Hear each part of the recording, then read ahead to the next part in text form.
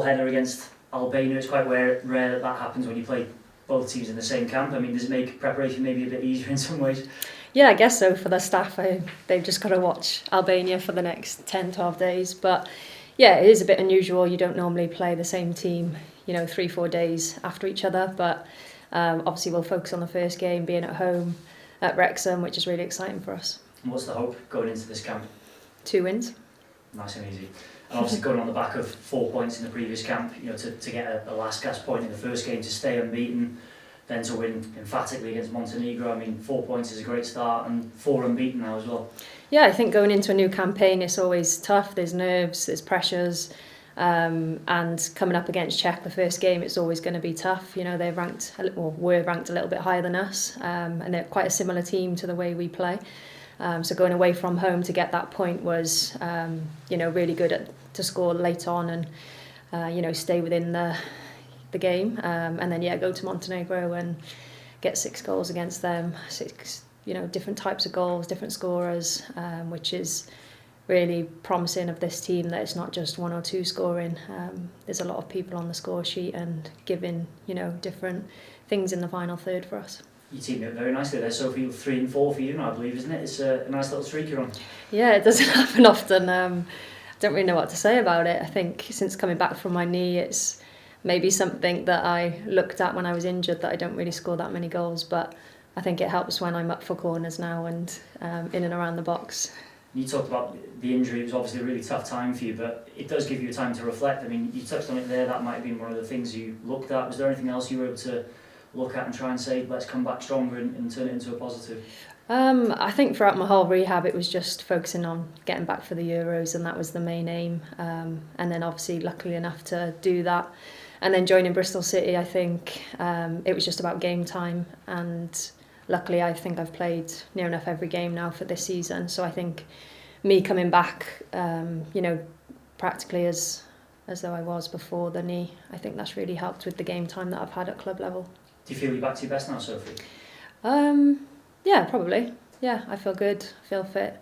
Obviously it's coming towards the end of the season, so you kind of start to feel that your body's a bit tired and you need to recover a bit better. But yeah, throughout the season I felt really good. And obviously these 2 games, if you feature in both, which I'm sure you expect to, get to 150 caps, which is an astonishing achievement. How would you reflect on that as and when it hopefully happens for you? Yeah, Owain told me the other day about it, that I could potentially reach 150, which I didn't really realise. But yeah, it's a bit, it's quite scary really to think that I've been here that long and potentially played that many games. Obviously being on 148 now is, such a great achievement, and yeah, one in the moment you don't really look at, but every single game I've, loved putting on the Welsh shirt, and yeah, if I reach 150 it'll be another big achievement. And did your time out, because it was such a long time, were you able to reflect on those achievements and obviously qualifying for the Euros, the massive achievements? Did it give you a chance to just step back and appreciate it a little bit? Yeah, definitely. I think when you're out, you get to look at that, you get to reminisce of, the things that have gone on in the past, both club and country, and, trophies that I've won. Because like I said, in the moment you have to move on to the next game. It's always the next game. You don't really celebrate it in the moment. So yeah, definitely being out for 9 months, you get to look back on highlights or, some really good things that you did within the team. So yeah, there is a lot of positives to being out injured at times. And in terms of the camp this week and the campaign as a whole, no Kaylee Barton, no Jess Fishlock, Helen Ward left earlier on, and that there's big experienced players in that group, and you're now one of them, and you're leading this younger group, so to speak. I mean, how are you finding that? Has it changed your role in any way at all?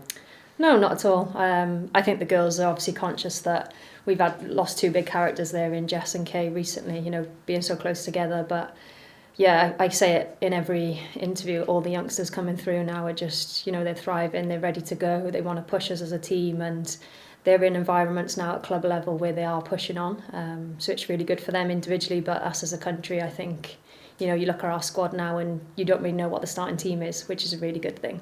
And in terms of Jess as well, she was obviously part of the camp in a slightly different role last month as well. How was that, and what was she like? Yeah, it was really nice to have her here, obviously in the black kit, which was a bit strange. But no, obviously her detail and, the way she can influence, things on and off the pitch. I think everyone looks up to her, everyone aspires to be like Jess, and her little detail, you know, off the pitch in the classroom when we're analysing training and games was really helpful. Is that something you see her doing full time in the future when she does eventually hang up her boots maybe? I'm not sure. I think she'll probably be on a board member or something and be higher up than a coach. Appreciate it, Sophie. Thank you very much. Thank you.